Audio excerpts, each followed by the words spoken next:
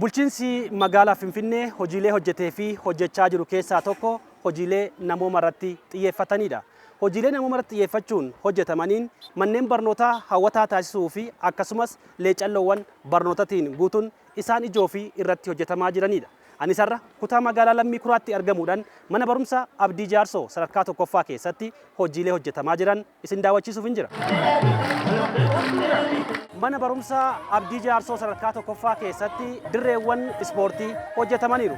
Hojii kanaan barattoonni gara kutaa galanii barnoota idilee osoo hin eegalin dura sochii qaamaa gaggeessu. Sochii qaamaa akka kanaan gaggeessuun faayidaa maalii qaba ka jedhu barattoota mana barumsichaa gaafanneerra. Sochii qaamaa gochuun amma qaama keenya akka asisiyaa'u taasisa yookiin namni tokko amma yoo haala fedhiin qaburra yoo jiraate gara fedhiitti wanta gargaaruuf iyyuu gara barnootattis akka deebi'utti iddoo guddaa qabu. ማክሰኞና ሐሙስ ነው የስፖርታዊ እንቅስቃሴ የሚደረገው። Kibxataa fi kamis yeroo hunda sochii qaamaa ni taasisna. Kun ammoo si'oominaan barnoota keenya akka hordofnuuf nu gargaareera. Qaamaanis akka jabaannu nu taasiseera. Amma ispoortii gaafa hojjennu gara mana barumsaa gallaanii barsiisaan gaafa nu ibsu salphaadhumatti nu galuu danda'a. Maaliif sammuu keenya waan bashannaneef yaa'u salphaatti nu qabu. Mooraa mana barnootaa keessatti barattoonni sochii qaamaa taasisuun barattoota sammuu fi qaamaan gahoome barnoota isaanii irratti cimaa ta'an akkasumas amala gaarii horatan uumuu keessatti hiikoo maalii qaba kan jennu barsoota mana barumsichaa gaafanneerra. Wanni as keessatti argamu kuni mana barumsaarra darbee namoota biraallee fayyadaa jira. Dargaggoonni fa'aa as keessatti saayitii barnootaa ala fayyadamaa jiru.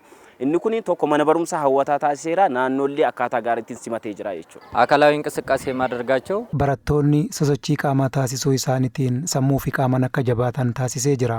Mooraa mana barnootaa keenyas hawwataa godheera. Harcaatii barattootaas hambiseera. Barsiisonnis gosa barnootaa itti kenname kamuu si'oominaan akka barsiisan taasisee jira. Itti gaafatamaan mana barumsichaa barsiisaa Shallamaa Giree mooraa mana barumsichaatti dirreewwan ispoortii qulqullinaan hojjetamuun barattoonnis ta'e barsiisonni barnoota guddinaa fi jabeenya qaamaaf xiyyeeffannoo akka kennan taasisuun cinaatti hawaasa naannoo waliin dhimma barnootaa irratti qindoominaan akka hojjetaniif kan isaan onnachiise ta'uu dubbataniiru. Faayidaan dirree kun qabu waan baay'ee guddaadha. Adeemsa baruu barsiisuu keessatti wantoonni barnoota gaajaaqatiin wal qabatuun gara kanatti fidanii shaakalchisuudhaan agarsiisuudhaan wantoonni barbaachisu guddaadha. Barbaachisummaa isaa guddaadha. Kana qofa osoo hin taane manni barumsaa keenya tiimiiwwan 10 ol qaba. Hawaasa naannoo kan hirmaachise ni qaba. Maanguddoota guddaa sochii ispoortii gaggeessan naannoo kana jira tiimii adda addaa ni qaba.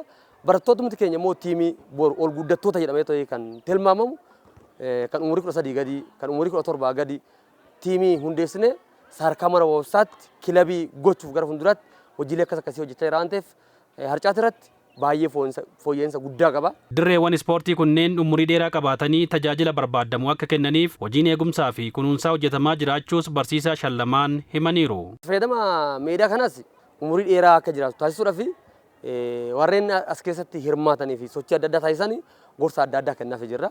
Akkaataa qajeelfama bulchiinsi magaalaa Finfinnee baasee gidduu jechuudhaan sagantaa baasnee qaamni hundumtuu akkaataa itti gaafatamummaa itti kennameen hojii irraa akka goolchuun hojiitti gallee hojjechaa jira.